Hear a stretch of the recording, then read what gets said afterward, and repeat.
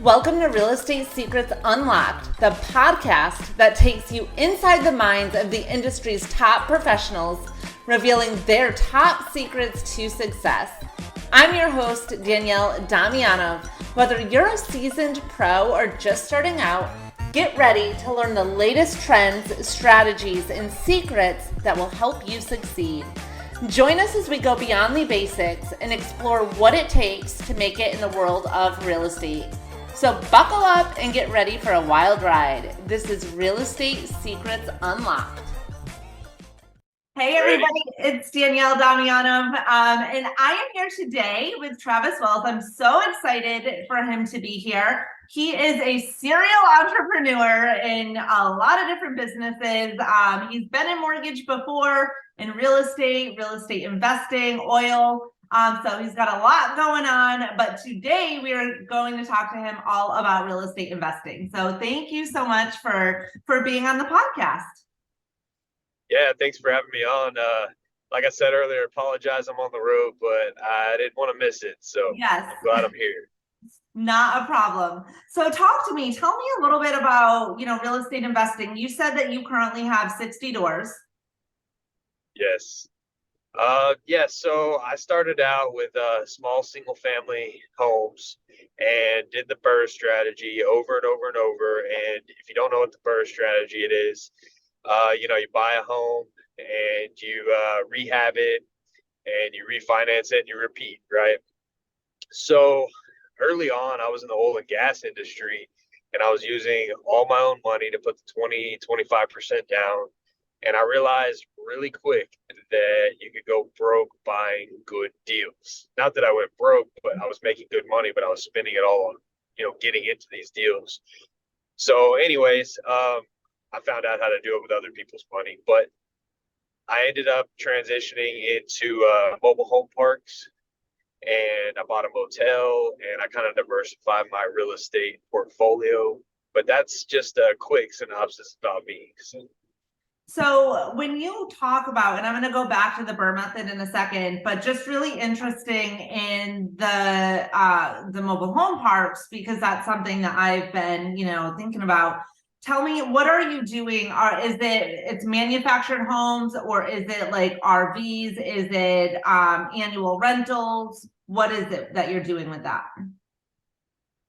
So it's pretty cool because in every strategy, this as well as me, but you learn so much in every different strategy, right? And you got to start somewhere. And what I did is I negotiated an owner finance deal on an expired mobile home park. That's how I find parks. I just literally Google expired mobile home park in whatever city. You'll get 1,000 pages. Find one that has an owner number, right?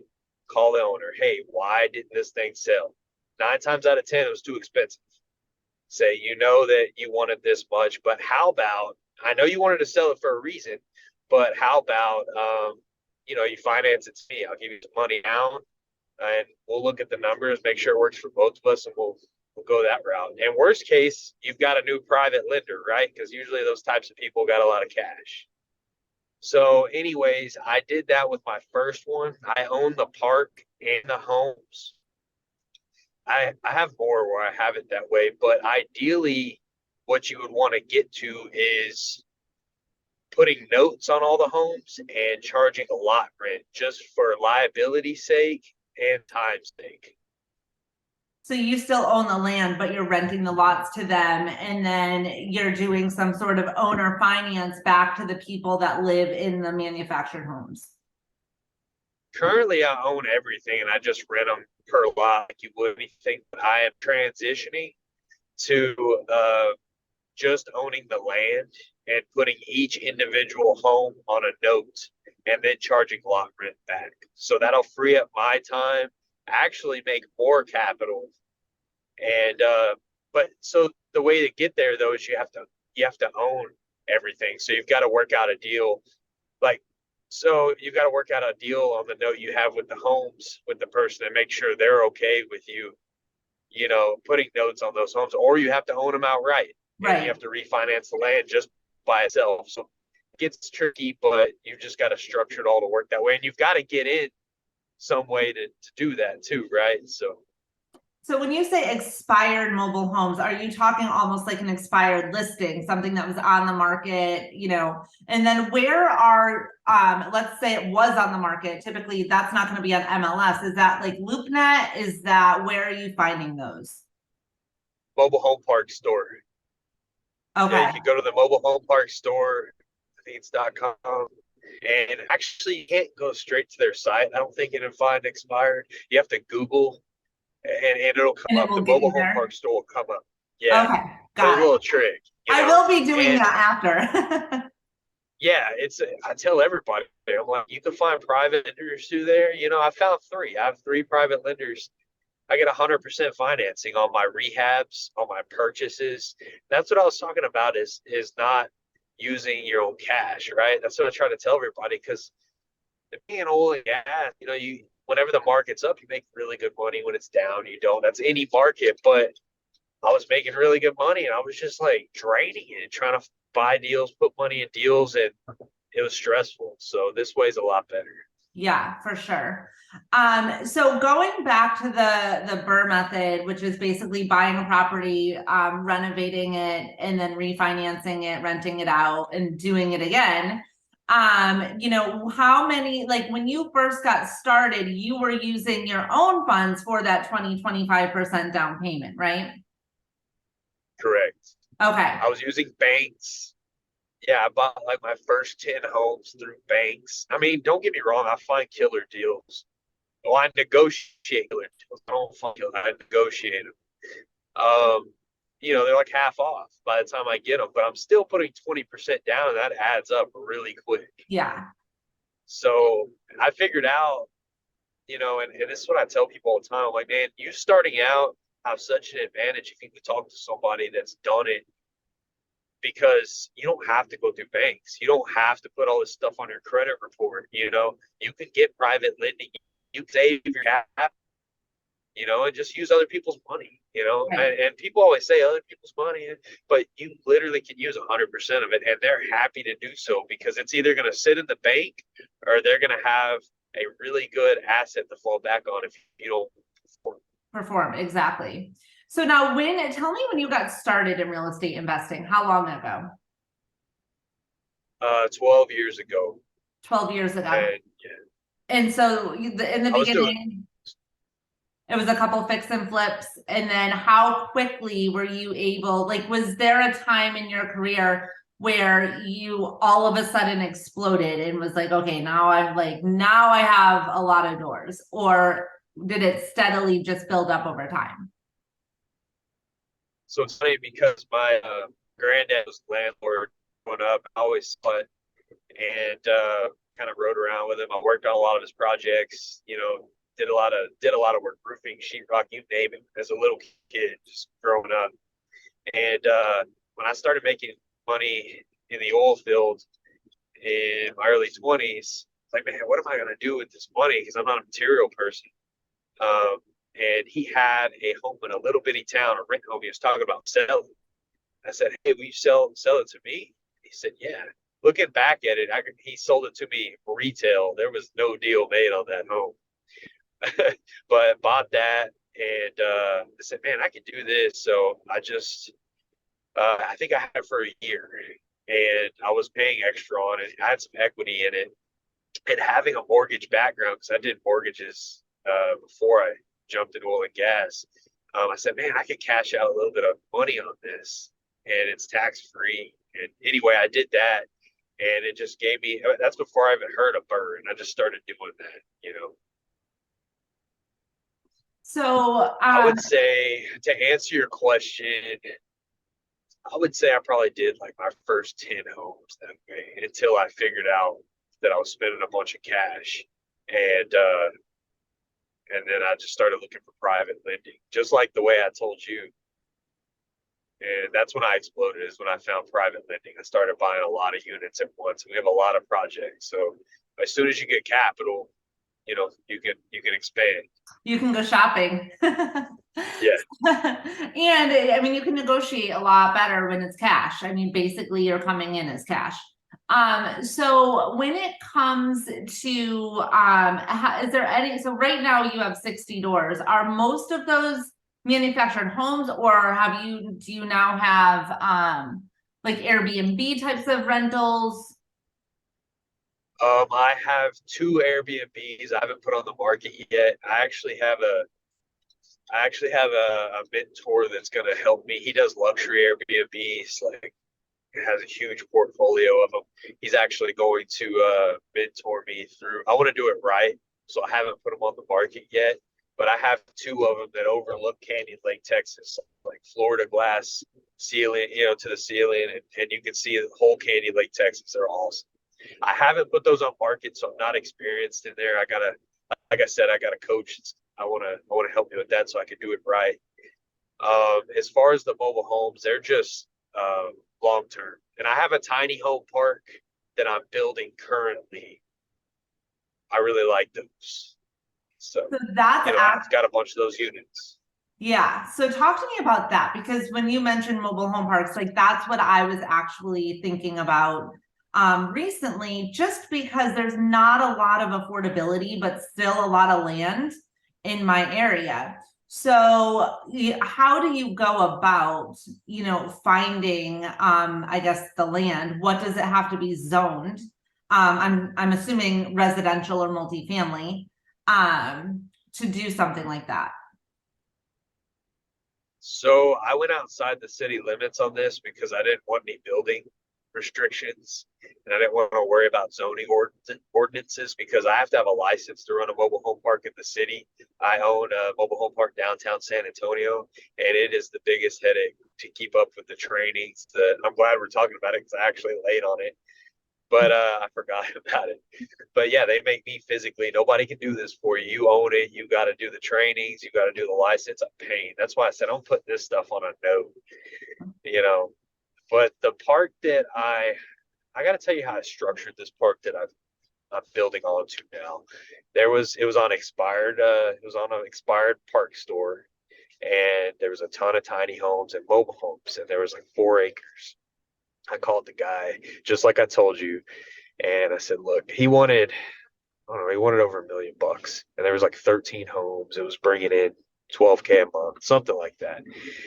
And I said, look, I don't have $1 million some bucks, but if we could work something out creatively, I'll give you 100K and just finance it all to me. But I got to tell you my payment. I got to look at your books. We got to figure out. It's got to be a win-win. He said that's fine. So I just pulled out 100K in equity that I had from some other properties, and we made a deal. We went through title, and I ended up getting it for 750,000. It was bringing in 12K a month in rents already, and he financed the land. I assumed the note on half of the homes, and then like I said, I pulled 100K out of some properties that I had. So that was a super creative deal. Recently refinanced that property with a bank. They gave me 200,000 because it appraised for $1 million. So they gave me a 200,000 pretty much credit line. It's not a credit line. It's 200,000 they tacked onto my loan. Anyways, to expand the park, because I had an acre behind it. So what I did, since I'm outside of city limits, is I ordered some of the oil field housing that I've seen before. It's nice, but they're like fourplexes. I got them for 80,000 for a fourplex. So I bought two of them, Wow. 160,000. So I'll rent those for $4,800 a month.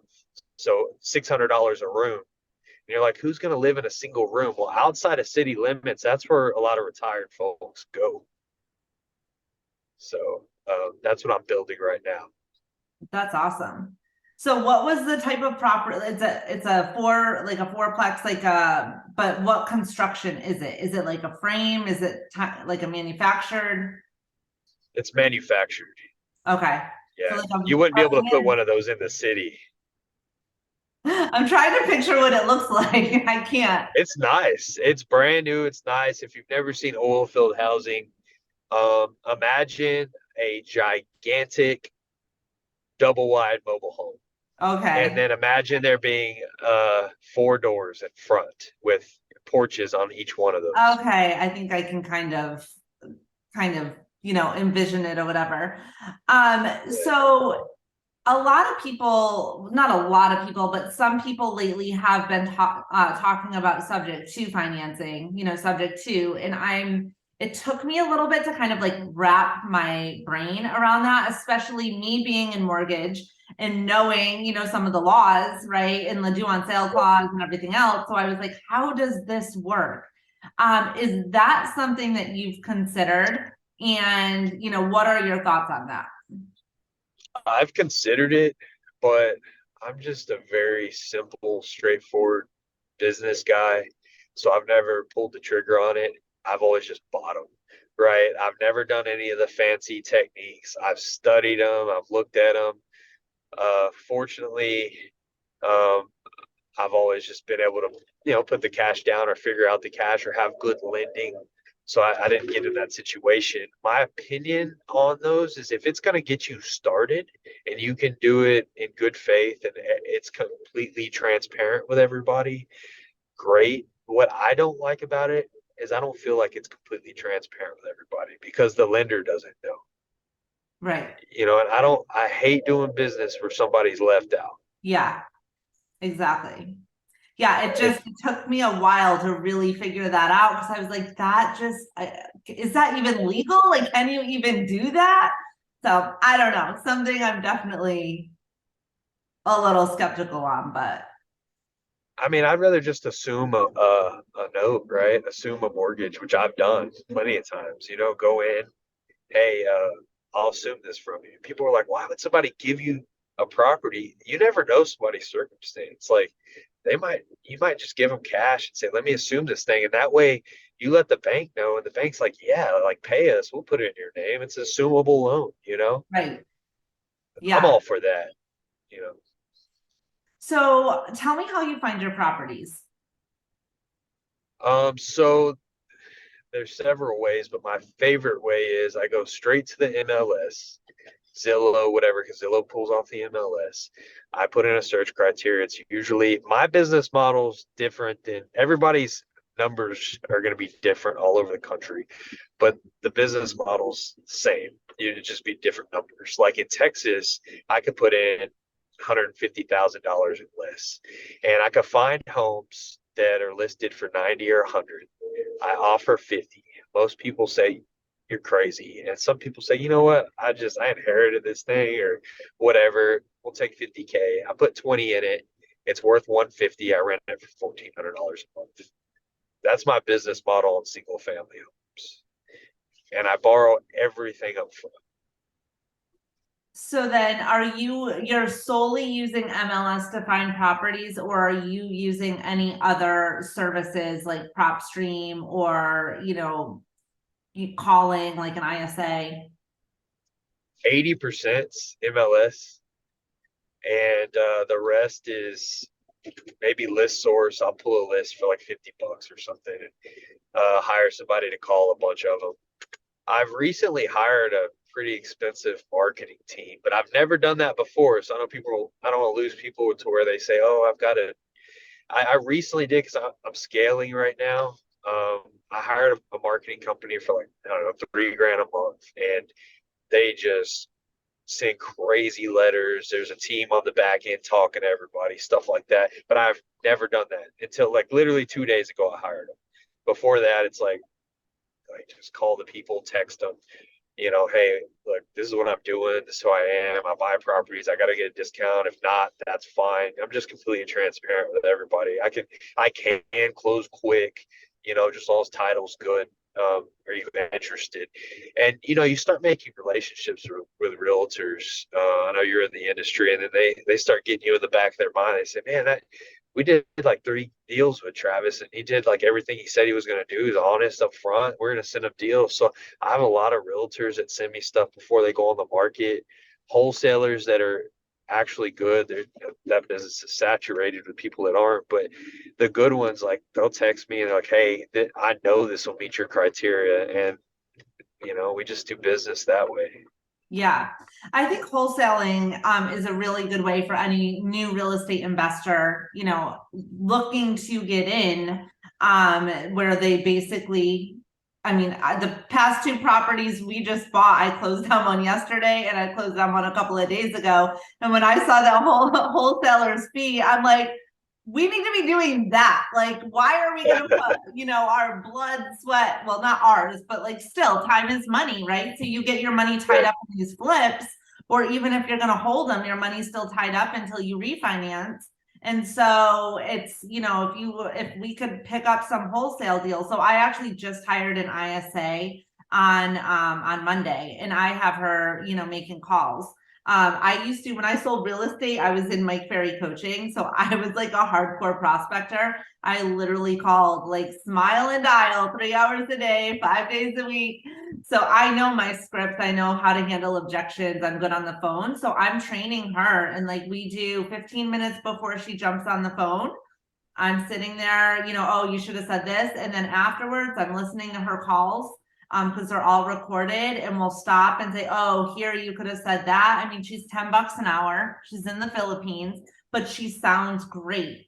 And so when I hired her before, I made everybody that I was interviewing send me a voice. I sent them a script, and I made them send me a voice recording back of them role playing with somebody else.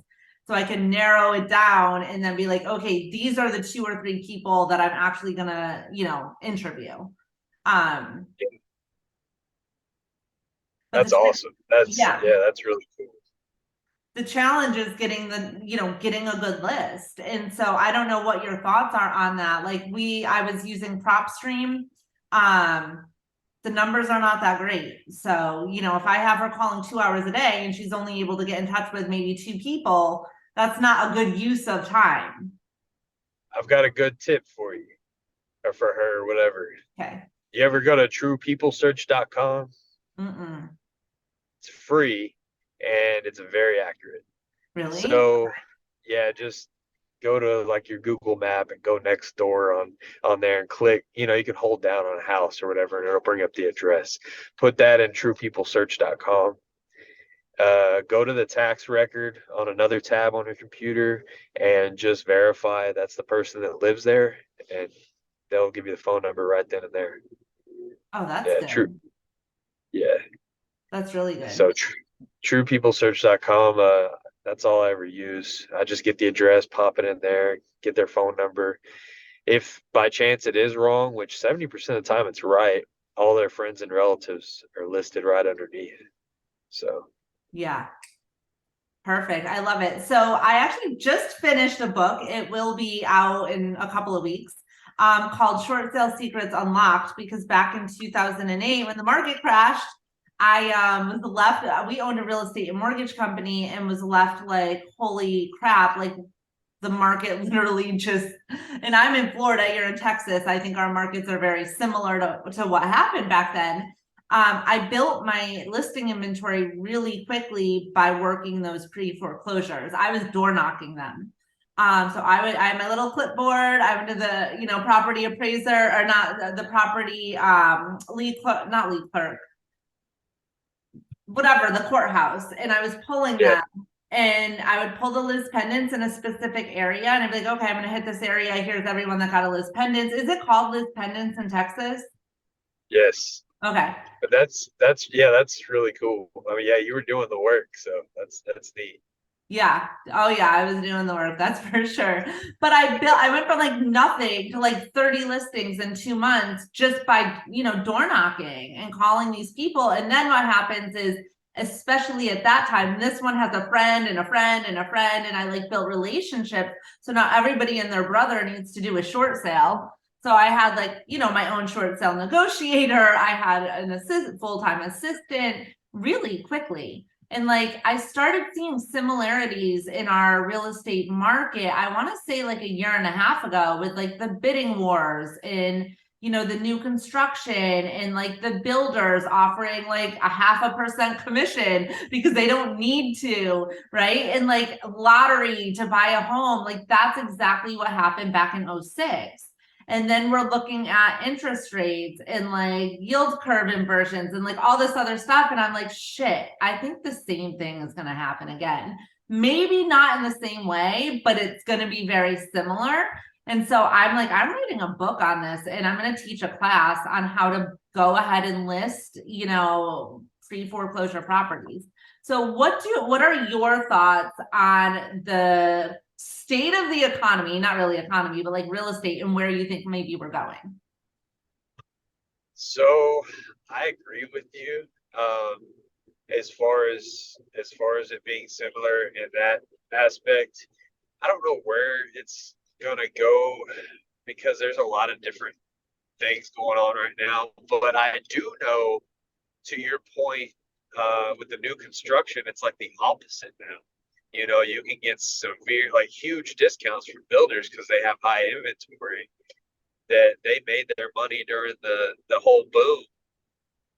So I know new construction's a really good avenue to pursue right now and get like wholesale deals on new construction. Yeah. Um, as far as where we're going, in my opinion, might get a little worse before it gets better, but we'll see. I hate giving those projections because, man, it's been crazy. It's been a wild ride. Yeah, no, totally. I mean, I definitely, in our area, like every area is different, but we've had people, right, coming off of COVID that may have lost their business, that may have lost their job, that, haven't made their mortgage payments in however long. And that, forbearance doesn't mean forgiveness. And so they're either tacking that money onto the back end of the mortgage. And if they couldn't afford the mortgage to begin with, and now they have to re-amortize the loan, that's higher, right? Because now they have those backload payments, that's going to cause an issue. The other thing that we're seeing, I'm in Florida. And so like our flood insurance has just gone, I'm not only in Florida, I'm in the Southwest Florida area that got pummeled by Hurricane Ian. Like we lost like 100,000 homes, which is good for us, right? It's good for any real estate investor because we're picking up these crap, like really bad properties. But anyways, they redid all the flood maps. So like people that were not in a flood zone are now in a flood zone. So now they have to get flood insurance. And so if they were struggling and it's like, oh, sorry, now you have to pay an extra $3,400 a year for your flood insurance and your payment. I'm in mortgage. I'm getting calls all the time. Danielle, my payment was $1,700. It just went to $2,100. What happened? I'm like, well, did you check your insurance policy? So I think a lot of, especially people that have bought in the past couple of years, right? Because prices have come down in our area a little bit. And they might not be able to cash out, to get the money out. So I don't know. I definitely see an uptick in people, in Liz pendants and stuff like that. So I think it's a great market, to jump into. Yeah, in Texas, I've seen the market stabilize quite a bit. People are selling under market value right now already. So that's what I mean when I said it might get worse before it gets better. It gets better for me, but for other folks, it seems like the pricings they're putting. You look online, MLS here, everything's under market value, which is like, I mean, everything's on discount, right? So you get discount on discount. That's when wealth's created, in my opinion. Yeah, totally.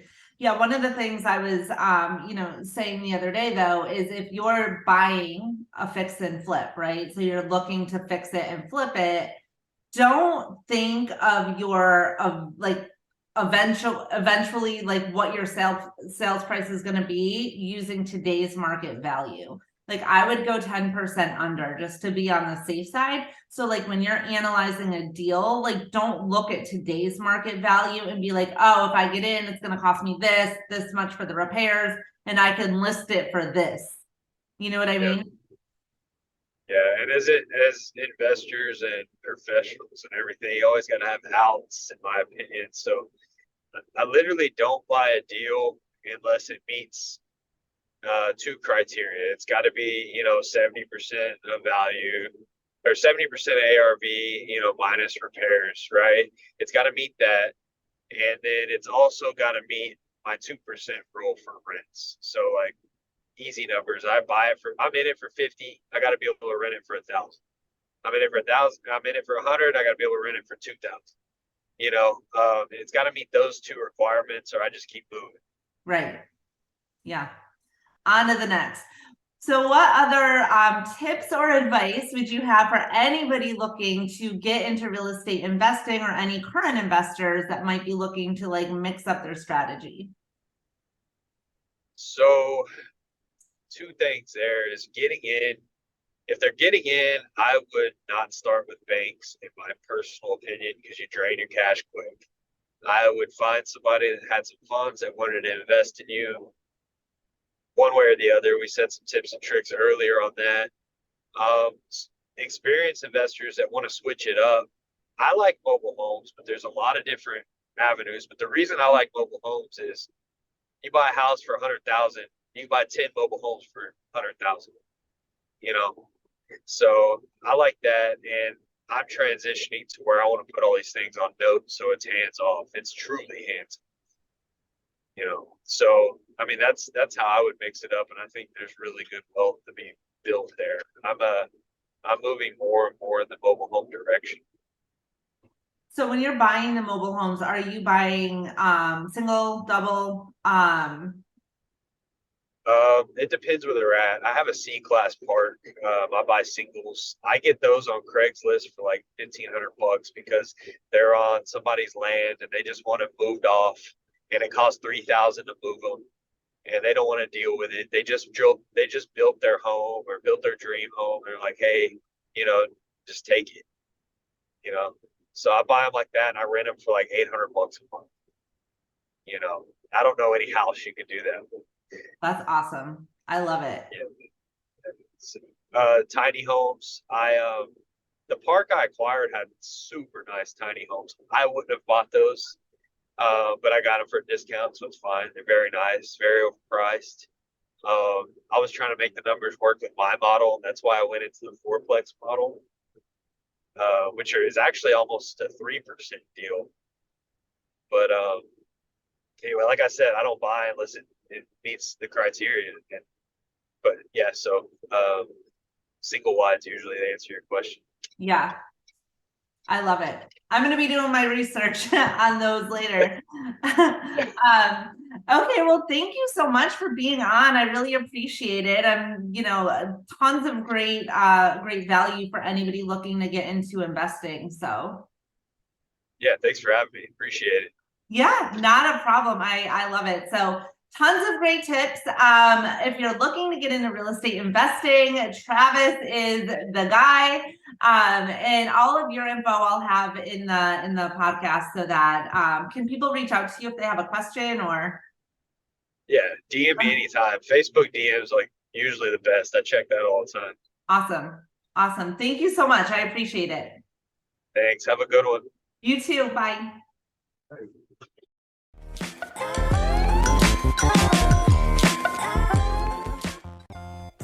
Well, that's a wrap. I hope you enjoyed today's episode of Real Estate Secrets Unlocked. Don't forget to subscribe to our show on your favorite platform, and we would love your feedback. Check us out on social and let me know what topics you want more of. Don't forget to like and subscribe to our channel and our show. I'm your host, Danielle Damianov, and until next time, stay motivated, stay excited, and keep growing in this crazy world of real estate. Thanks for listening to Real Estate Secrets Unlocked.